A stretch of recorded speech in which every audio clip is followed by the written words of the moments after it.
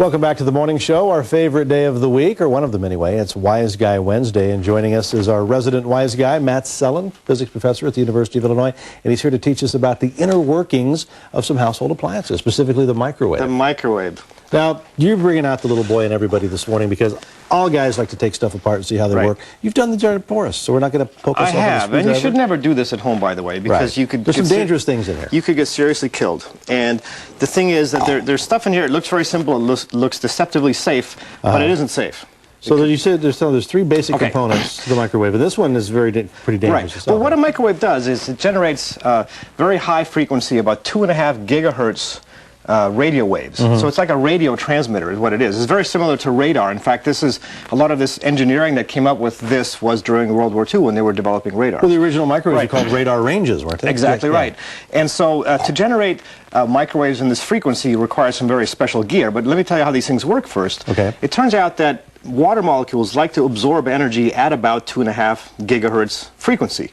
Okay, a water molecule, if hydrogen were your head, Robert, okay, and your hands were, I'm sorry, oxygen is your head. Okay. Okay, hydrogen are the two hands. Go like this. You look like Mickey Mouse. Okay, right.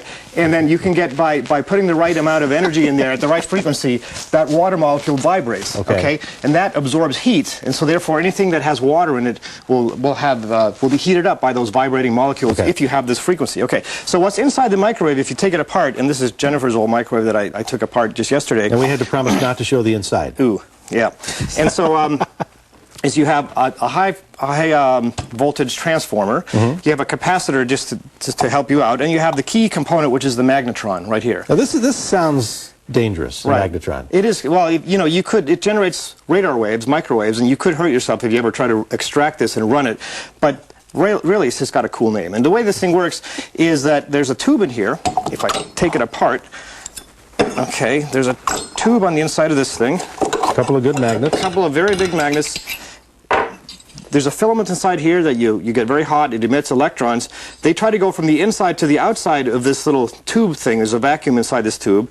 But they don't get there because there are these two very powerful permanent magnets that make the electrons spiral round and round and round. And it's these electrons, as they go in a circle, that go by little cavities in here that cause the microwaves to be generated. The microwaves come out of, basically are emitted from this antenna, which sticks up inside this waveguide, okay, in your microwave oven. So the waves come down out of the top. Right, and the waves are just channeled in this pressed steel thing into the top of the microwave oven, and there they just bounce around, basically, and get absorbed by your food. Is that why we have the uneven heating sometimes with the microwave? We all had to go to the turntables? Right, so that you get standing waves set up inside this thing, and you can, if you're not careful how you engineer these things, you can have, pardon me, you can have spots where there aren't any waves, and so you can have these rotating metal fans and things that kind of bounce the waves around, and there's lots of little tricks. That's why you have a turntable typically inside, I have a question. Well, I had a cordless phone at home. It was like a 9 megahertz cordless phone, and I got, or 900 megahertz. 900 megahertz. I got rid of it for a gigahertz phone. It's like 1 point something. I noticed with the new phone, every time the wife fires up the microwave, that's why, because the frequencies are so close now. Is that the deal? Well, they do generate high frequency electromagnetic waves, and if you design electronics really carefully, then you can avoid that because you have very highly tuned systems, but you can't avoid it entirely. And so, yeah, you can get a little pickup. But so now I have to get a new microwave or something. Get rid of the new phone. We can take your old one apart. Excellent. All right. It'll become a prop on the morning show. Right. Okay, that's Matt Sellen telling us about how microwaves work. Coming up in our next segment at 7:25, we're going to talk about some things that you should never, ever do with microwaves. We're going to do some neat stuff inside the microwave. Okay, if you've got questions for the wise guy, you can email them to us or him. Send them to the morning show at wcia.com, or Matt says his own website is www.wiseguy.net. Time for Storm Tracker weather.